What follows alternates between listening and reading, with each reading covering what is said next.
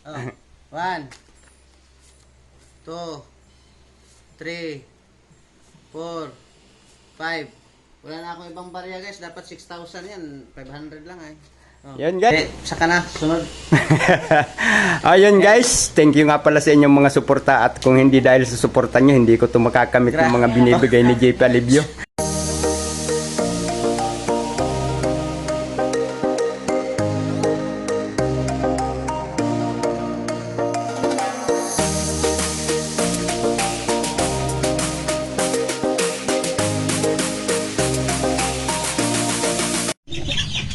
Miga love shout out mga kabisay. Advance Merry Christmas. Bukas ay Pasko na. Today is Wednesday, December 24. At tayo ngayon ay naandito pa rin sa gitna ng katubigan. Gitna ng katubigan talaga. Pinalibutan ng tubig ang bahay ni JP Alivio guys. Kung napanood nyo doon sa video ko kahapon, grabe ang ulan. Maghapon yun mga kabisay, tumitigil lang ng kaunti tapos bigla na namang lalakas. So ganito ang nangyari dito. At ngayon eh medyo humupa na guys. Hindi ko na nabidyohan kahapon nung tumaas ang tubig. Halos yung manok na yan na nakatayo ay hanggang tuhod niya ang tubig, kaya inilabas ko siya dyan kahapon ay nangingitlog pa naman yan. At dito halos walang, hindi mo makikita ang lupa na to kahapon. Talagang nasakop lahat ng tubig yan hanggang dun sa may malapit sa tulugan ko, pero hindi inabot ng tubig yung aking pinakatulugan. Dumami lang yung tubig. So ngayon bumaba na at medyo gumanda na ang panahon. Ayan oh. Medyo maliwalas na, pero naandyan pa rin yung tubig. At ayan kung makikita nyo guys, oh, dati diba walang katubig-tubig dito at tuyong-tuyo. Ngayon ay biglang dumami ang tubig sa loob ng 4 na araw na pag-ulan. Ito ang naging resulta. At dito sa may bandang harapan ng bahay ni JP Alivio, gumawa na lang ako ng tulay-tulay. Kung napanood nyo yung live niya kahapon, sabi niya ay gawan ko dito ng tulay. Hindi ko nga nakumpleto guys dahil medyo mahirap kuhanin yung mga tungtungan. At ayan, sa awa ng Diyos nakaraos din.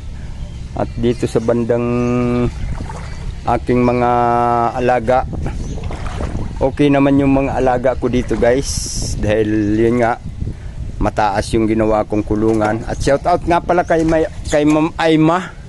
Salamat sa suggestion mo, pero yun naman talaga ang ginawa ko na ngayon, matataas yung aking mga kulungan. At totoo, kawawa yung aking mga sisiw dahil naglitaw-litaw na kahapon. Gigibain ko nga yung isang kulungan doon na nasira. Mamaya ipapakita ko sa inyo. Kung kahapon ay nakita nyo yung mga sisiw ay makakatakbo-takbo pa doon. Pero nung mga bandang hapon na guys, nagiba yung kulungan dahil siguro sa tubig ay naging marupok yung kanyang haligi, biglang dumapa. At yung mga sisiw ay lulutang-lutang sa tubig. So aking kinuha, inilipat ko ng kulungan. Kahit maliit yung pinagkulungan ko sa kanila, nagkasya naman at hindi naman sila masyadong nagrindi. Pero under observation pa rin. After 3 days malalaman kung walang magrindi. At ayan, dito palibot talaga ng tubig. Ito ang nangyari sa amin guys dito. Pero alam naman namin na talagang may time dito natataas ang tubig, lalo na pag nagpakawala ng nagbukas ang dam, magpapakawala ng tubig dahil siyempre hindi rin pwedeng mapuno ng gusto ang dam at yun ay baka sumabog din ang kanilang mga dike. At yun ang magiging resulta dito sa bandang baba. Tapos itong kay JP Alivio yung pwesto, medyo nasa mababang lugar. Yung galing doon na tubig, katulad ng sinabi ko, may mga bubong na bahay, malalakas ang tubig na tutulo galing dyan at dito pumunta. Ayan, at ganun talaga. Medyo natataon lang, pero hindi naman ito permanente guys, dahil palagi naman ako nagbibideo dito. Ngayon nyo lang ito nakitang nagkaganito dahil nga sa pinakawalan ng dam ang tubig na nakaimbak dahil sumubra ang ulan, 4 na araw na sunod-sunod. Dire-diretso ang ulan. Hindi masasabing tumitila, kundi humihina lang, din babalik na naman. So siguro mga after 2 days or baka bukas lang mautuyo na ito pag hindi umulan. Dahil medyo maganda na rin naman ang panahon, katulad nung sinabi ko, may alin sa sayaw na naglilipad-lipad. So ibig sabihin titila ang ulan. Kaya ayan, medyo maganda ang panahon ngayon. At siguro papakita ko na lang sa inyo bukas kung ano ang magiging resulta. Update ko lang ngayon. So maraming salamat nga pala dyan sa mga suporta ng Edsinyang Group. Salamat sa inyong mga suporta at salamat dyan sa nag-comment. Sana patuloy nyo na rin suportahan dahil totoo namang naandito ko kay JP Alibio at hindi naman ito pag ano lang dito kundi permanente na akong tutulong sa kanila. Alright guys, abangan nyo ang ibang mga ipapakita ko. Guys, tinawag ako ni JP Alibio at mayroon yatang iaabot sa akin. Ewan ko lang kung anong iaabot nito. Parang nagbibilang guys, maano ko yata ang Manila. Uy! Guys, siyempre, December, bigyan natin ng pamasko si Tay Bisay. Dito yan sa bahay. 1, 2, 3, 4, 5. Wala na akong ibang barya guys. Dapat 6,000 yan. 500 lang ay. Yan guys. At ko sa'yo ha. Huwag kang... Hindi ba pwedeng dagdagan? Okay na siguro yan. Okay na ba? Kulang Okay na sa akin, pero baka mamaya kulangin ito pag bumili ako ng helicopter. Saka na. Sunod. Ayun guys, thank you nga pala sa inyong mga suporta at kung hindi dahil sa suporta nyo, hindi ko ito makakamit ng mga binibigay ni JP Alibio. Sahod niya sa YouTube. Dali na naman kayo ni JP Alibio guys. Dito kasi sinesent ang sinesent yung sahod ni Tay Bisay sa akin. Ngayon, pagdating din naman ng araw guys, matapos tong project ko, saka na yung pamasko ko sa kanya, buo. No? Antayin nyo lang. May pamasko ba talaga? Sports car, yung red. Wag lang putol ha. Guys, wag nating magsawang. Suportahan din nyo si Tay Bisay kasi nandito din yan sa bahay guys. May mga update yan na hindi nyo alam. Minsan pupunta si Papa Eds dito, siya lang ang may vlog. Kaya support nyo po guys. Tay Bisay vlog. Kala nyo ha. Ayun, thank you so much guys. At thank you so much boy.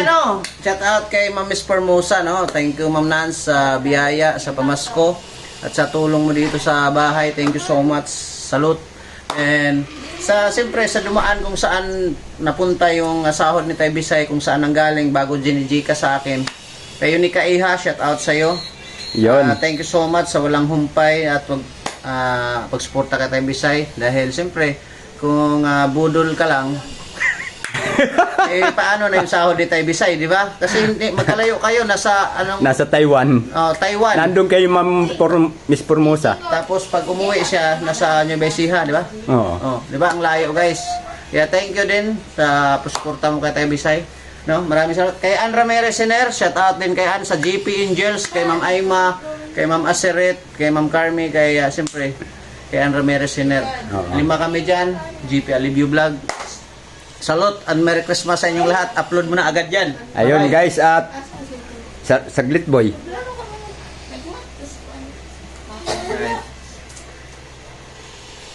So yun guys, at natapos na yung aming utang dila ni JP Alibio Vlog. At inuulit ko nga pala, maraming salamat diyan kay Unicayas Vlog.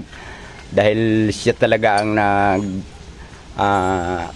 pa-process ng aking sahod guys, dahil sa kanyang account nakabagsak ang aking sahod. Kaya maraming salamat kay Unicayas Vlog. At siyempre maraming salamat din kay Ma'am Nance, Miss Formosa sa palagi ang pagbigay ng biyaya, at kay Ann Ramirez Hiner. Siyempre maraming salamat, at kay Ma'am Aima, salamat nga pala Ma'am Aima, at naandyan ka rin pala laging nakasuporta. So silent viewers ka man dyan o ano, maraming salamat dahil papasalamat akong nag-comment ka sa akin kahapon at sinabi mo na ganun ang gawin ko. So salamat ng marami at ganun naman talaga ang ginagawa ko.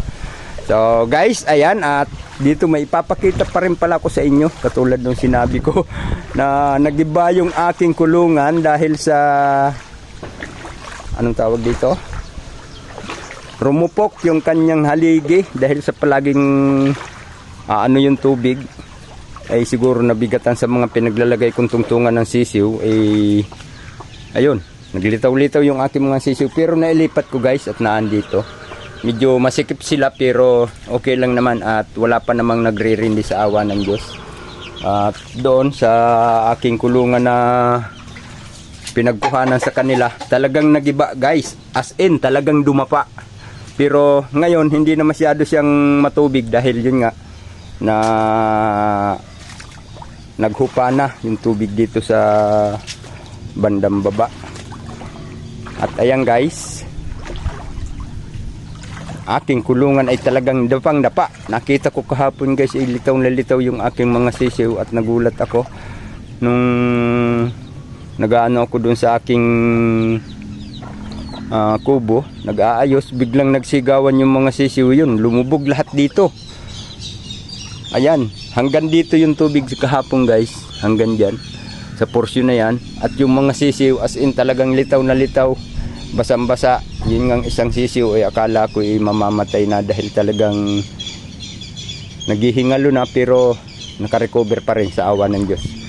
Ayan guys, at palibot ng tubig dito, maganda sana kung nagawa ko na yung turel at pag dumating yung pato, maraming mapaglangoy-langoyan dito. Kasi hindi ko pa nagagawa dahil yun nga, napurnada tayo sa baha. Pero magagawa ko pa rin yan dahil nakatukan na yan na may ilalagay.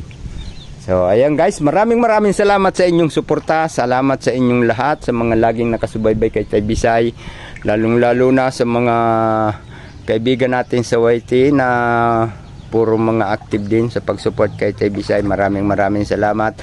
At sa mga GP Angels, salamat sa inyong suporta. Basta lahat na sa Angel, sa Kalingap Angels at sa mga Kalingap Angels, mga Edsinian supporters, maraming salamat at idinamay nyo ko. So thank you so much sa inyong lahat. Ingat kayo saan man kayo naroon sa sulok ng ating mundo.